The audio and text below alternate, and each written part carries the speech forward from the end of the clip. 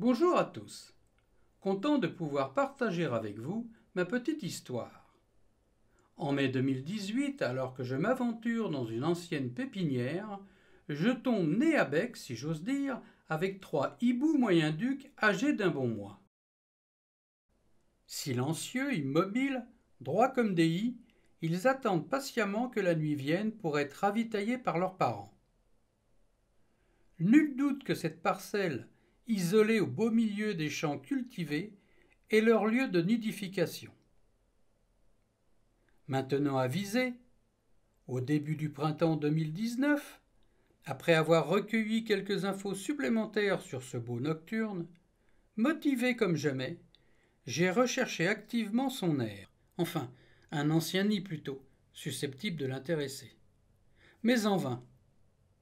Les mois suivants, plusieurs fois, dérangé par ma présence, j'ai pu les observer furtivement dans leur envol discret. J'étais certain maintenant que j'étais sur leur territoire, y compris de chasse, que cette friche hébergeait un couple de moyens-ducs. En avril 2020, j'ai repris mes prospections. Les hiboux moyens-ducs ne construisent pas de nid. Ils occupent ceux des autres. Corneille noire ou pie bavarde, mais rarement une aire de rapaces diurne. En scrutant la cime d'un eucalyptus de 18 mètres, j'ai aperçu aux jumelles une petite boule blanche dépassant à peine le bord d'un vieux nid de corneille. Un coup de drone plus tard, et c'est la déception. J'arrive trop tard. Le dernier de la fratrie est désormais seul dans la coupe. En automne 2020, lors d'une visite, surprise désagréable. Les grands arbres, dont les eucalyptus, ont été abattus à cause d'une maladie. Déçu, j'ai rebondi aussitôt.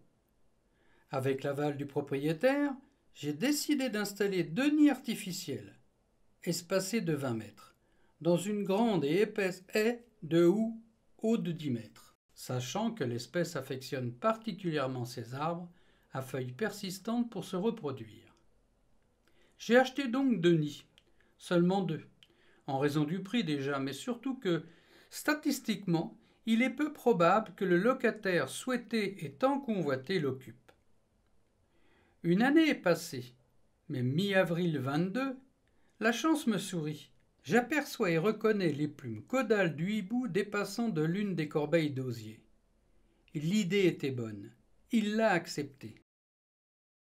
Si cette intro a suscité votre curiosité, regardez alors la première partie de ma vidéo qui s'y rapporte.